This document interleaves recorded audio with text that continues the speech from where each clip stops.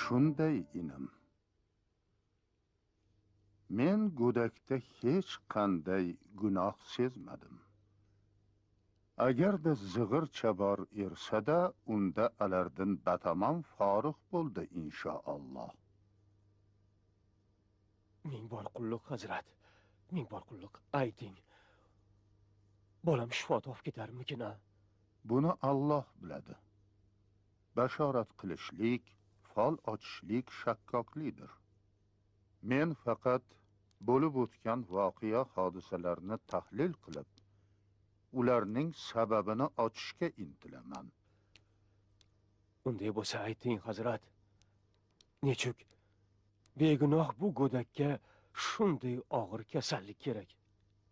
Sababi yo siz, yo zavjangiz Xudoning qahrini keltiradigan biror ayb ish qilgandirsizlarki, uning kasri bolaga urgan. Yo'q, taqsir, yo'q. Na men, na ayolim chumoliga ham ozor bermaganmiz, taqsir. Bandasi o'z kamchiliklarini ko'rmaydi. Ko'rsa-da, bo'yniga olishni istamaydi. Mana bu buyuk muhaddis Abu Abdulloh Muhammad ibn Ismoil al-Buxoriy hazratlarining Al-Jami as-Sahih hadislar to'plami kitoblaridan. Bemorlik kasorati Alloh taoloning kimning qilmishi yomon bo'lsa, jazosini tortg'usidir degan kalomi shariflari xususida. Hazrat Rasululloh sallallohu alayhi va sallamning muhtarama zavjalari Oysha onamiz raziyallohu anha bunday degan ekanlar: Musulmon kishiga yetgan har bir musibat, dard, tashvish, qayg'u, aziyat va hattoki badanning biror yeriga kirgan tikon ham uning gunohiga kafolat bo'lg'usidir. Ya'ni har kim qilgan gunohiga yarasha jazo topg'usidir.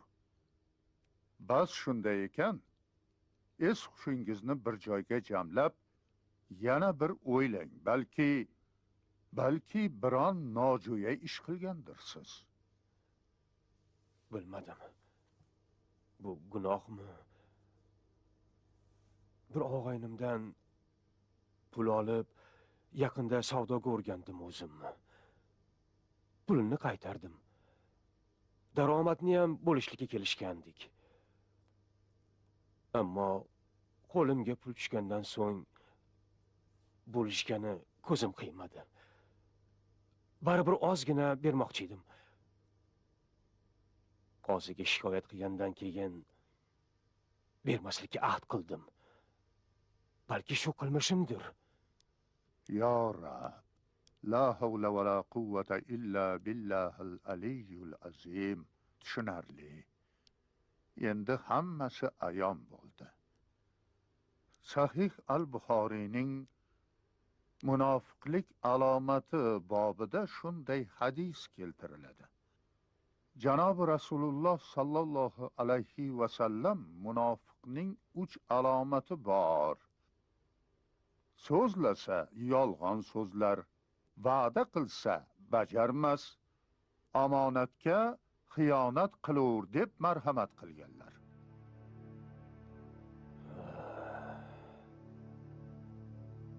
Arabistonga borganimda bir savdogar berib yuborgan Salim xo'jani omonatini ham bermagandim. Men xomsutemga banda. Oilamga ham xiyonat qilgan joyim bor. Demak, shartnoma tuzib lavzda turmaslik aynan munofiqlikning o'zginasi. Siz munofiqlik qilganingiz uchun Xudoning qahriga uchragansiz. Kasri o'g'lingizga urgan. Ya Rab. Ayting, hazrat. Endi men nima qilay? Og'aynimning haqini qaytarsam, bolam tuzaladimi? Daromadimni yarmini emas, butun mol mulkimni beraman. bolam tuzaladimi taqsir? Ya'lamulloh vahlahu. Buni Allohning o'zigina biladi. Siz xayrli ishlar qiling. Allohga toat ibodat qiling. Ibodatlaringiz ijobat bo'lsa inshaalloh. Kunu tun sajda qilaman taqsir. Men bandai faqir sizga bir yaxshilik qilmoqqa orzumandman. Rahmat taqsir. Mana bu Imom al-Buxoriyning sahih hadislari, ishonarli hadislari. Mendan sizga hadiya oling.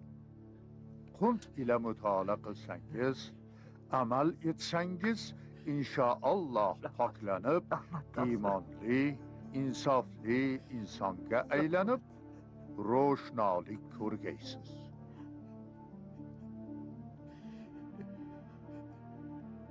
Tashakkur hazrat.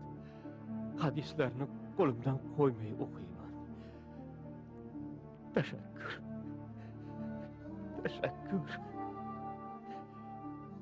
O'zing kechirgin Tangrim. Men osiy bandangni kechir. Ey Qodiri yakto. O'zing har narsani ko'rguvchi, bilguvchisan. Nuri diydamga o'zing shifo ber.